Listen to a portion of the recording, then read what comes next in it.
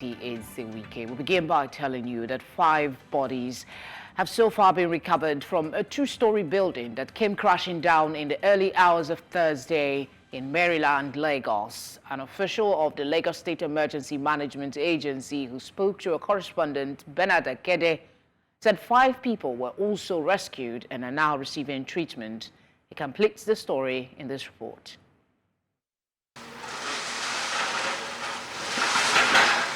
This wreckage is all that is left of the 2-story building which stood here in Wilson Mba Street. The building, which was still under construction, had some construction workers in it when it came down. 5 people were rescued and are currently being looked after at the Gbagada General Hospital. But sadly, another 5 male corpses were pulled out of the wreckage. A lot of our people are still not following the building codes of the state government. We're still doing search and rescue to see if there are other lives that are present, and of course we will switch immediately to ground zero operations. Part of this building, unit of it, or part of the reinforcement, the concrete will have to be taken to material testing. So that would determine, of course, what really is the cause of the incident. One of the residents who lives next to the collapsed building explained what she heard just before the building came down. I can't tell you what really happened because it was already like around past 1 in the night. I heard the noise of a neighbor shouting, "Lamp, lamp, lamp, lamp." That was when I woke up. That what happened. So when I came outside, I saw that the building was already collapsed. I can't say much about the building, but I only saw every day they walk there. Overnight time, morning, evening. That's what I can say about the building. Some of the buildings in the area that are affected by the swampy nature of the terrain have previously been marked as distressed by the authorities. Just behind the street where this building came crashing down is an entire stretch of swampy land, marshy ground basically, where there's a lot of water, and these kind of areas are prone to flooding, especially now during the rainy season. Even as the excavator is working here, we can feel the ground bouncing, almost like there's water underneath the sand filling here. And no surprise that one of the LASEMA agents here who was working told us off camera though that he would not be surprised to find out that it was because of the topography of the area, how swampy this place is, that may have been one of the causes or the major cause of this building collapsing here. While the owner of the collapsed structure or the contractor in charge are yet to be identified, officials of the Lagos State Building Control Agency have said they will carry out integrity tests on the other structures close to the collapsed building, and if found unworthy, those buildings too will be pulled down. In Lagos for News Central, I'm Bernard Akede. What unfortunate. May the souls of the departed rest in peace. Staying in Lagos, due to the deplorable state of the asphalt pavement and expansion joints on the Odoya-Alaro Bridge, the Lagos State government announced that traffic will be diverted at the bridge from Monday, July 22, 2024 to carry out emergency repairs. These repairs have now become a source of traffic for commuters. News Central's Bettina Uweli reports. As the economy expands, Lagos has continued to experience a continuous increase in its public motoring.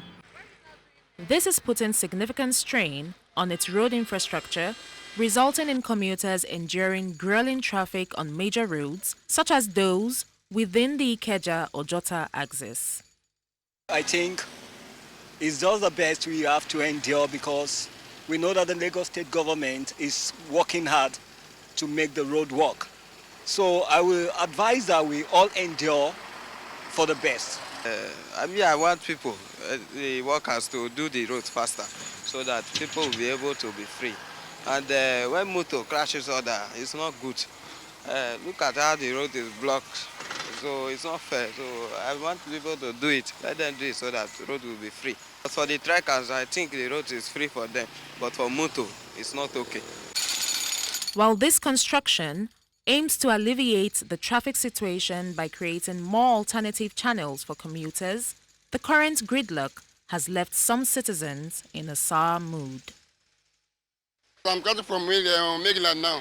because of this traffic, because we get budget for around 1 o'clock. If I stay there now, the tea where they go, the time will go. So that is why it's very affect everywhere. It's affecting me badly because even to going to school safe, I have to trek because if I say I should enter the bus, I will go to school late, and I'm attending command school. They are going to deal with us badly.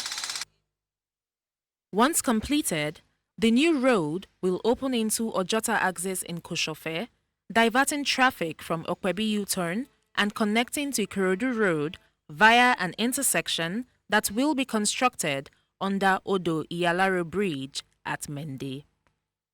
In Lagos, for News Central, Bettina Nwili. Let's bring you some update on the proposed nationwide protest slated for August 1. Traditional rulers in the country have called on citizens to shun plans for the upcoming nationwide protest, saying there is a need for patience as the federal government resolves issues affecting youths in the country. This was after a meeting with President Bola Tinubu at the State House in Abuja, Nigeria's administrative capital. Amadine Uye reports.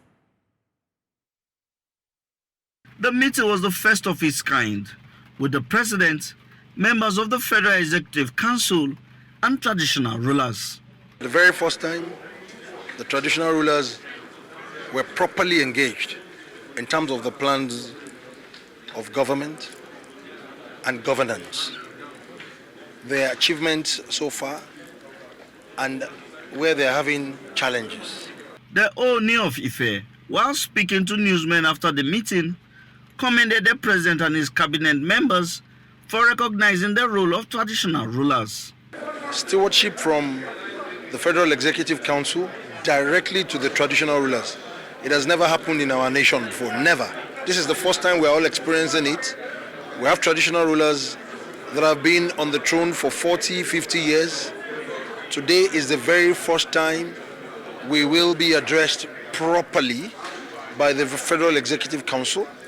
The rulers urged those planning to embark on a nationwide protest not to take the laws into their hands. It is very difficult to build, but it is the easiest to destroy. We are all stakeholders of this country. We should be stronger as a nation together than stronger individually. The president has said it and he will continue to say it. Any leader that you don't like, wait and vote him out. Wait and vote him out. This protest, I know that it's catching you very, very high in your neck, but if you give us the chance, let us not destroy our own country. I ask you, think of Libya. Libya was a beautiful country. What has happened to Libya, we don't want it to happen here. The message we are taking back to our people is to be calm, to exercise patience, and also to listen to the words of wisdom coming from the traditional rulers, from the governors, because we have spoken to the president and he has given us the blueprint of what he has been doing over time. The Emir of Zauzau revealed that the rulers also tasked the president to address insecurity. We have made it very clear to him our main problem in this country, especially in the north here, is security issue. If the security situation is addressed, certainly people will go back to their farms. So the issue of hunger will drastically, go down and it will disappear. The traditional rulers are also calling on youths in the country to have patience with the current government. In Abuja for News Central, I am Amadine Uyi. Earlier, President Tinubu met with governors from the All Progressive Congress APC under the aegis of the Progressive Governors Forum at the Presidential Villa.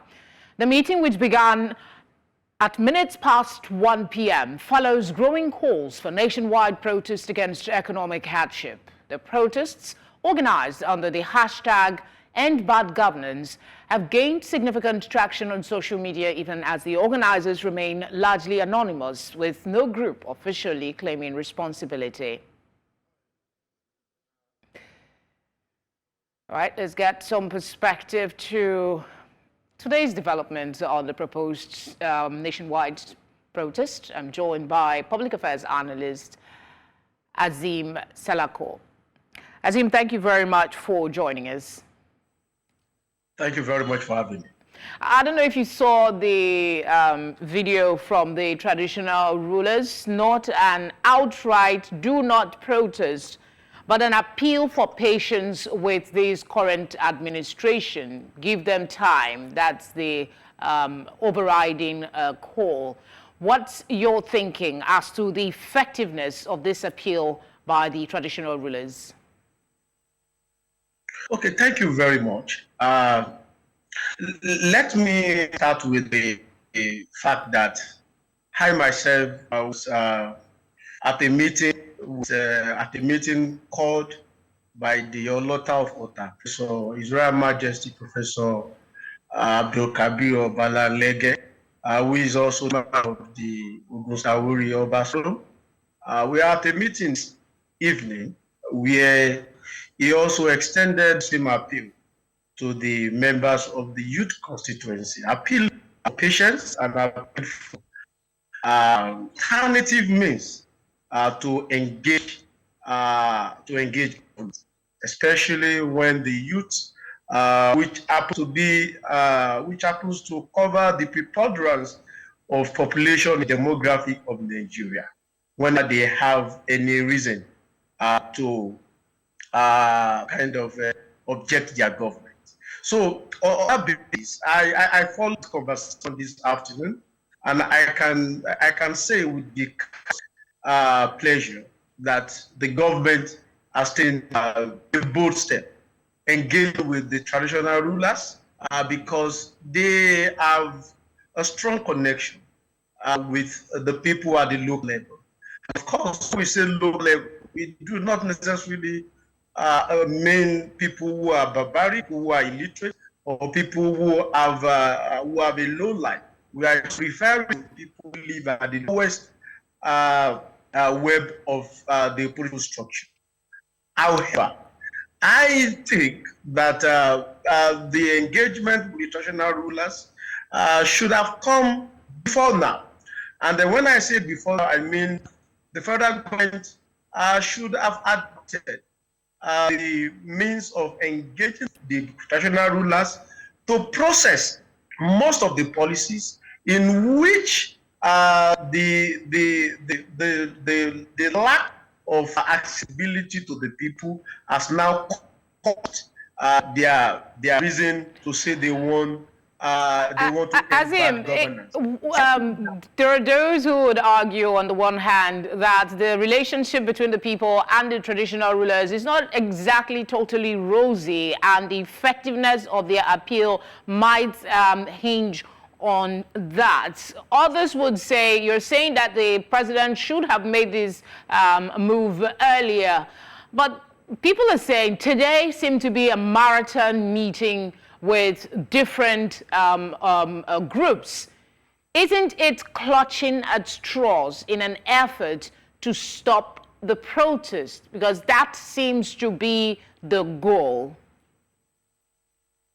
Absolutely, I agree with you. I think the perspective in which I was making my argument that this is a marathon, it's a marathon, and if it is not properly and it can be counterproductive because the traditional rulers that the government are meeting now are not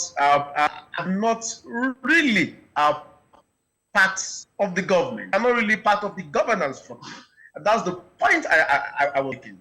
That policies that the government had made, which in effect or in turn are now causing this process through the traditional rulers. So these traditional rulers have become effective, I will agree with you, because they do not really matter to the people, because the governance do not pass through them. So do not have that kind of communication process, the communication proximity with the people. So I just want to argue strongly that I am optimistic that the national rulers will now go back to their and start engaging in the sense that, in the most traditional sense. By most traditional sense, I mean using the non-kinetic soft power and appeal methodology to reach out to people and let them understand what the government has in its kitty. Unfortunately, the question. All right, Azeem, I'm told our time is done for this interview, but I'd like you to quickly speak on this aspect. Some point out that the process doesn't seem to have identifiable organizers, despite the many allegations flying around. Others say it gives room for conspiracies that could derail its ultimate goal. What's your thinking here, quickly? I don't agree with that. I totally don't agree with that. Government need not to be concerned about who is organizing what. You know, protests by faceless groups is not an invitation to anarchy. It's a strategy to those who are protesting because they understand the political landscape of where they want to operate. What I think government should do, number one, is that government should ensure that they adopt a protective security mechanism. And what do I mean by protective security mechanism?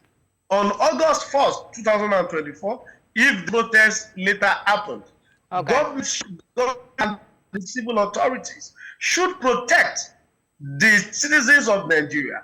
I guess that is their responsibility. The right to peaceful protest is one, and then the security agencies will do the other part. Thank you very much. I'm sorry I have to end our conversation now. Thank you. The founder of Iwanyanwu National Football Club and President General of Ohanaeze Ndigbo, Chief Emmanuel Iwanyanwu, is dead. This was confirmed in a statement on Thursday by his son, Jide Iwanyanwu. According to the statement, the 82-year-old died on Thursday after a brief illness. Away from that, the federal government has not yet commenced direct payment of monthly allocations to Nigeria's 774 local government areas. Minister of Finance and Coordinating Minister of the Economy, Wale Edun, explained that the Supreme Court's proceedings had not yet been communicated to the Attorney General of the Federation for proper study and implementation. Recall that on July 11, 2024, a 7-man panel of the Supreme Court granted financial autonomy to the local governments, a decision that was opposed by some state governors. The Apex Court emphasized the division of government power into 3 tiers: federal, state, and local governments. To discuss this further is legal practitioner Tunji Abdulhameed. Tunji, always a pleasure to have you on the news. It's been 2 weeks exactly today since that ruling. Why do you think the Supreme Court's proceedings had not yet been communicated to the AGF? What could be the cause of the delay? Well, even though I am not part of the Ministry of Justice, I don't know their workings, but I think probably a bureaucratic process in the ministry may be causing the delay. But I think I don't expect that there should be much delay on this because the Supreme Court judgment is clear. It says it should take immediate effect. And I think the certified true copy of the judgment is out.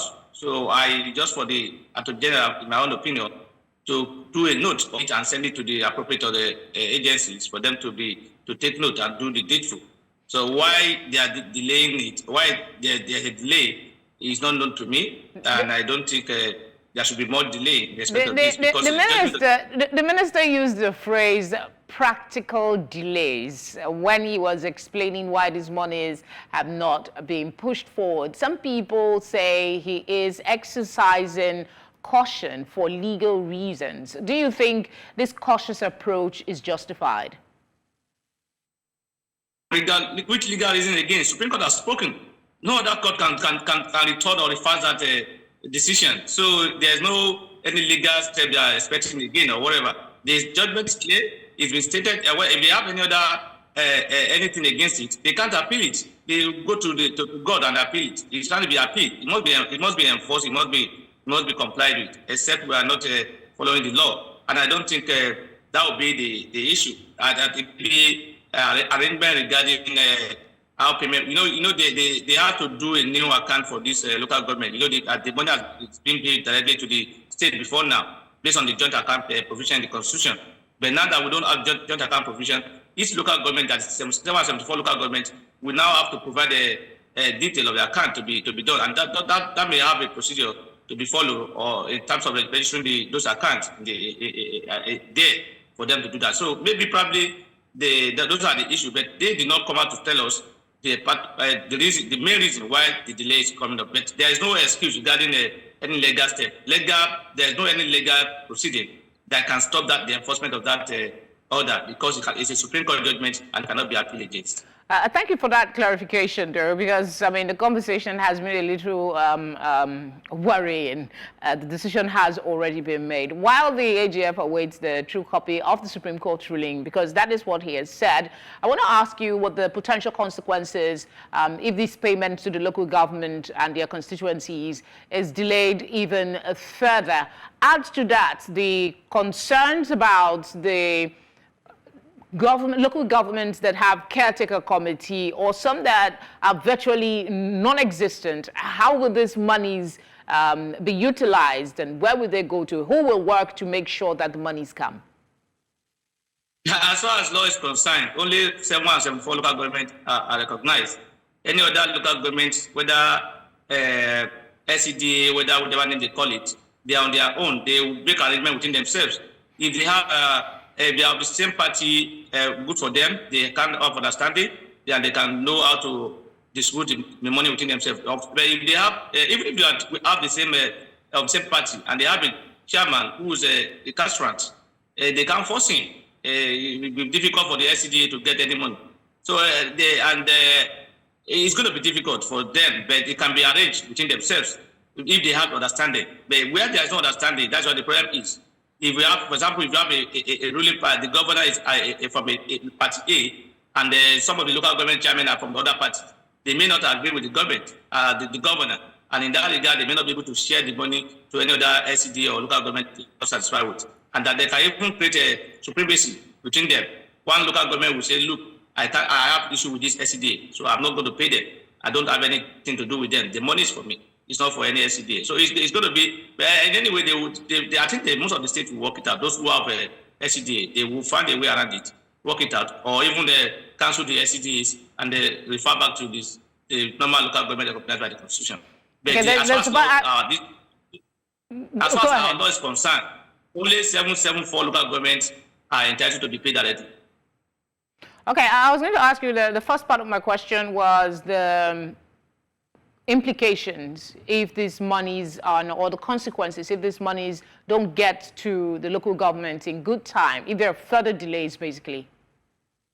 It can only cause a delay in payment of the salaries of or delay in certain projects of the local government, but eventually to be paid. I think they will be working practically to make sure it's paid on time. Otherwise, the development in local government, progress in local government will be retarded, and then it will not be good. I think they will pay it. They will find a way around it. They know how to do what they are doing, and it should not take time for me as far as I'm concerned, because but I don't expect them to say because of this delay the money has been paid to the states. That would be contempt, and that would be contrary to the position of the law. I'm sure the AGF will not do that, hopefully. Thank you very much for speaking with us. Thank you for having me. It's my pleasure to be with you. Thank you. Stakeholders in Nigeria's capital, Abuja, have called for an end to gas flaring in the country, saying it continues to deprive the nation of tremendous benefits from its gas sector and has worsened environmental challenges in the country. This was during the National Extractive Dialogue currently holding in Abuja, where they expressed confidence that the dialogue will proffer recommendations that can help end gas flaring. Amadine Uyi tells us more. According to the World Bank, gas flaring costs the global economy about $20 billion in 2018. Estimates, according to PricewaterhouseCoopers, says that Nigeria's economy lost about $761.6 million to gas flaring in the same year, which translates to about 3.8% of the global total cost.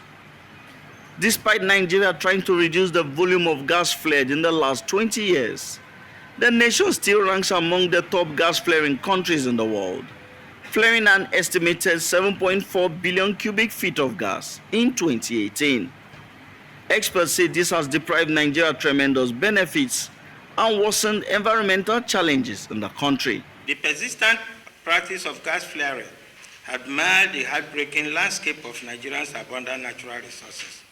It serves as a symbol of misused prospects for harnessing energy, fostering economic growth, and persevering the environment.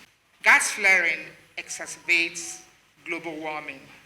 It leads to economic losses, and this squanders our potential power generation capabilities. With this in mind, stakeholders converged on Abuja to discuss ways aimed at reducing gas flaring and stopping the harm being done to the nation's environment. The theme of our dialogue underscores the transformative potential of curbing gas flaring. It positions gas flaring reduction not just as an environmental necessity, but as a catalyst for broader sustainable development and a key driver towards our net zero emissions goal. They say ending gas flaring will benefit the nation tremendously and expressed confidence that the dialogue will help present key recommendations that will end gas flaring. By reducing gas flaring, we can significantly cut our carbon emissions, unlock economic value, and foster economic development that benefits all Nigerians. We are not simply discussing an environmental issue. We are confronting a fundamental challenge of profoundly impacts on national development and our global commitments. The National Extractive Dialogue is being organized by the National Oil Spill Detection Agency, the Nigeria Extractive Industries Transparency Initiative, and several key stakeholders. In Abuja for News Central, I am Amadin Uyi. Chief of Army Staff, Lieutenant General Taoreed Lagbaja, has restated the unwavering commitment of the Nigerian Army in carrying out their constitutional mandate with due diligence. The Army boss was speaking during the opening ceremony of the Inter-Formation Combat Obstacle Crossing Competition 2024 at the 3 Armored Division Maxwell Corby Cantonment in Jos. According to General Lagbaja, the competition was to improve the endurance, leadership skills, and obstacle crossing techniques of troops. Correspondent Chizoba Anyowe was there for News Central and our reports. Do solemnly swear to abide by the rules governing the competition, hoisting their flags from the 8 divisions participating in this year's competition. They took an oath to remain law-abiding throughout the period of the competition. Are you good to go?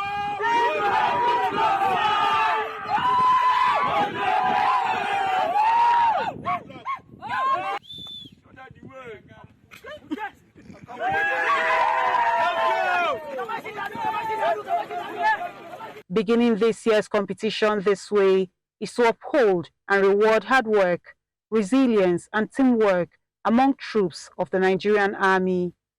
The Chief of Army Staff says this and more they will continuously do to improve the capacity of the Nigerian Army. The competition seeks to improve the endurance, team spirit, esprit de corps, leadership skills, and obstacle crossing techniques of the competitors in pursuit of my command philosophy, which is to transform the Nigerian Army into a well-trained, equipped, and highly motivated force towards achieving our constitutional responsibilities within a joint environment. If this competition is anything to go by, with the human and material resources expended, then the Nigerian Army will not rest on its part in ensuring necessary measures are put in place for greater strides. It is therefore paramount to state that this competition is not only to maintain proficiency, but to also continually enhance our capabilities to effectively tackle the evolving and dynamic security threats. As you can see behind me now, this is a display of determination, a display of resilience, a display of teamwork and team spirit.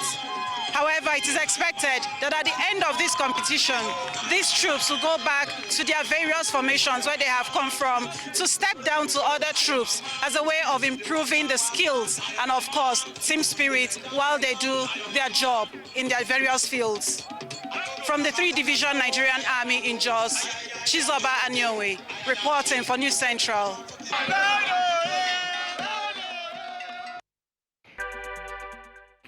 At least 20 people have been killed on Thursday in an attack blamed on militants affiliated with the Islamic State group. The attack, attributed to the Allied Democratic Forces, ADF militant group by area residents, took place in the Beni territory in the troubled North Kivu province.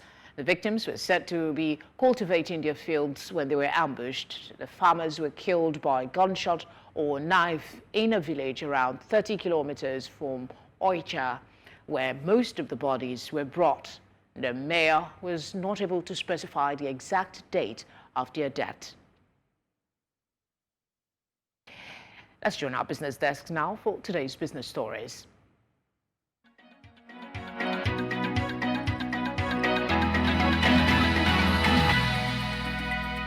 Business news in association with Money Master PSB, the easy way to master your money. Nigeria's importation of petroleum from Malta has skyrocketed by 342%, amounting to $2.8 billion in 2023, a development amidst the ongoing rift between the Dangote Group and the Nigerian National Petroleum Company Limited. Data sourced from the Trade Map, a global database on international trade statistics, showed Nigeria imported petroleum oils and oils obtained from bituminous minerals worth $2.8 billion in 2023. A 342% increase from $47.5 million as of 2013. Between 2013 and 2016, import values fluctuated. There was a peak in 2015 at $117.01 million, followed by a significant drop in 2016 to $13.32 million. For 6 consecutive years, that is from 2017 to 2022, petroleum imports into Malta recorded 0. In a development that has further worsened the economic conditions of Nigerians, the prices of staple food items like beans, yam, tomatoes, potatoes and others have risen by more than 250% between June 2023 and June 2024. This is according to the June Selected Food Report released by the National Bureau of Statistics in Abuja. Apart from cassava flour, which increased by 181.66%, others increased by about 250%. This development will further worsen the purchasing powers of Nigerians who are already on their knees with soaring cost of food items. The NBS data show that food prices not only increased on a year-on-year basis, but also on a month-on-month basis. We now tell you that Zambia's annual inflation rate climbed in July to the highest level since December 2021, even as the Southern African nation considers rules to curb increasing dollarizations that is making it harder to contain price pressures. Consumer prices rose 15.4% from a year ago, compared with 15.2% in June, fanned by higher food prices. Statistician General Goodson Siyenga told reporters in Lusaka on Thursday.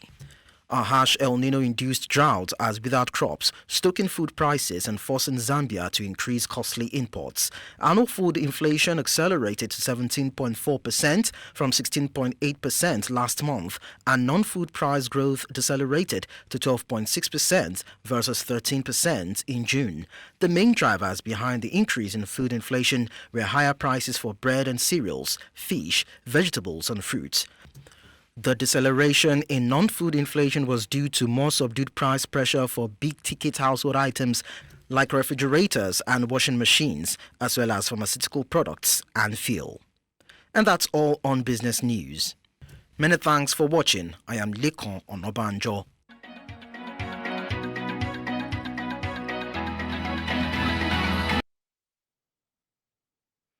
Up next is sports.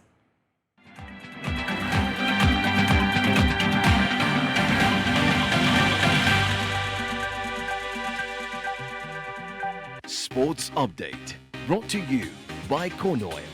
Corn Oil, we go the extra mile.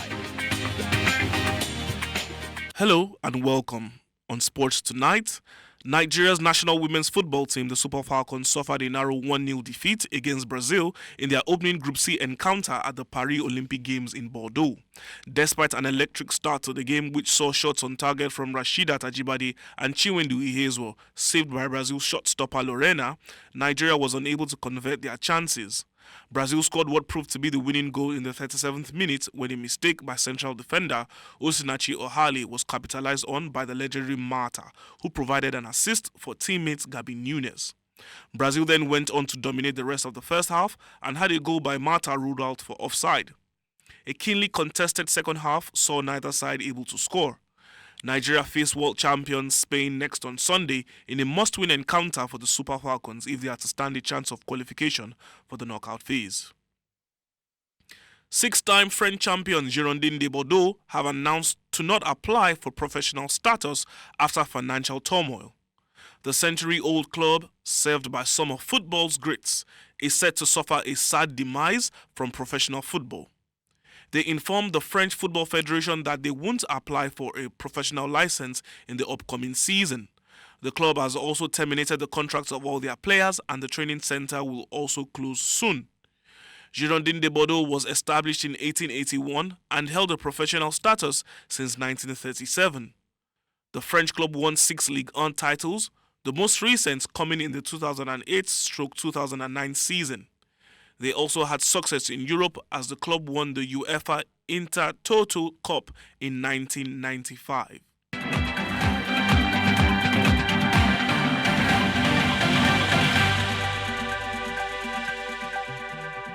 Sports Update, brought to you by Corn Oil. Corn Oil, we go the extra mile.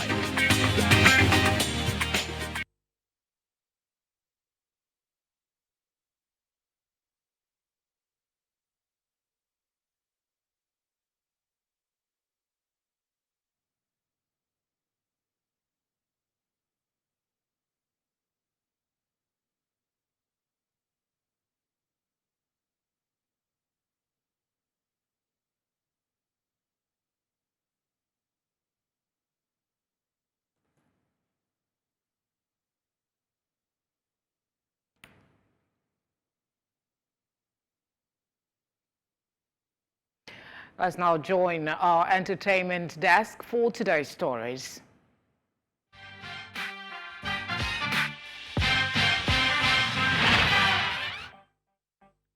Entertainment news in association with Glow Unlimited.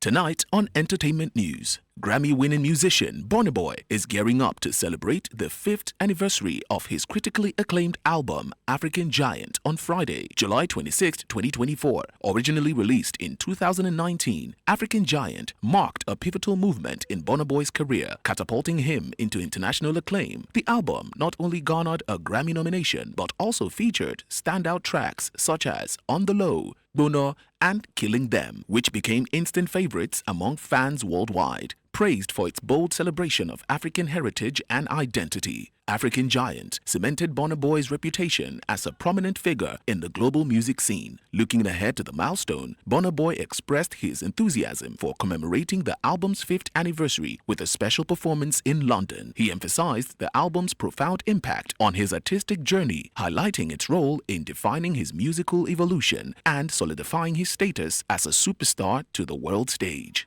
Stakeholders in the Nigerian film industry have urged the federal government not to dissolve the National Film and Video Censors Board as it implements the Oronsaye report. They argued that the National Film and Video Censors Board should remain the regulatory body for the motion picture industry. Veteran filmmaker Paul Appel Papel emphasized that Nollywood is too large to operate without a dedicated regulatory agency like the National Film and Video Censors Board. He highlighted the board's critical role in maintaining the industry standards and called for a specific ministry to focus on Nollywood, similar to the focus given to agriculture. Habib Mohammed, National President of the Motion Picture Practitioners Association of Nigeria, warned that merging the board into the ministry would hinder the industry's progress. He pointed out that the National Film and Video Censors Board's creation significantly developed the industry and urged policymakers and the National Assembly to ensure the board retains its statutory position. The filmmakers stressed that any changes to the board's status, such as a merger, would be counterproductive and negatively impact the industry's contribution to the national economy, job creation, and global image.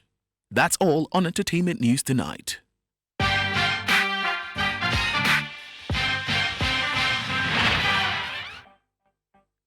Entertainment News in association with Glow Unlimited.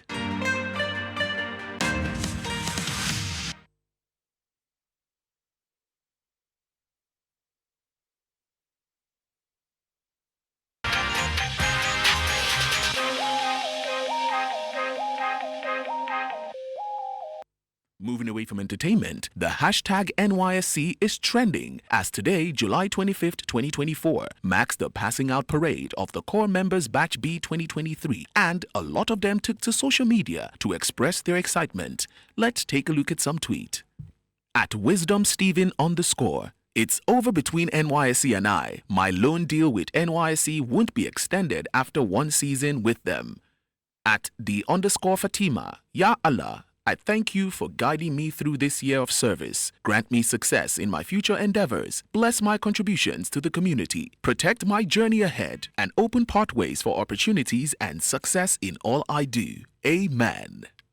At Okweyemi Fasi, dropping this here will be an evidence that I served my father's land when I want to run for presidency in the future. Glory be to God, and congratulations to me for the completion of my NYSC. It's time to find job, get things done, and get those bills paid.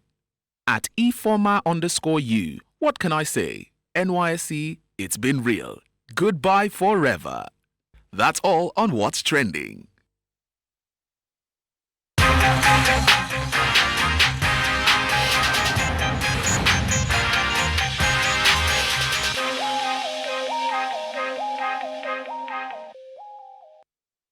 The excitement that comes with successful completion. Congratulations to all the NYSC members that just passed out. That's where we'll wrap things up tonight. But before we go, let's take another look at some of the major stories. 5 persons have been rescued as death toll rises to 5 in Lagos building collapse. President Tinubu has met traditional rulers amid nationwide protests. Federal government has delayed direct payment of monthly allocations to local governments. Also in the news, at least 20 people have been killed in DR Congo militant attacks. Please send your eyewitness report to the number showing now on your screen. You can follow us on social media at News Central TV. You can watch News Central live on DSTV channel 422, Star Times channel 274, Evo TV, and on YouTube. Thank you as always for your kind attention. Have a good night.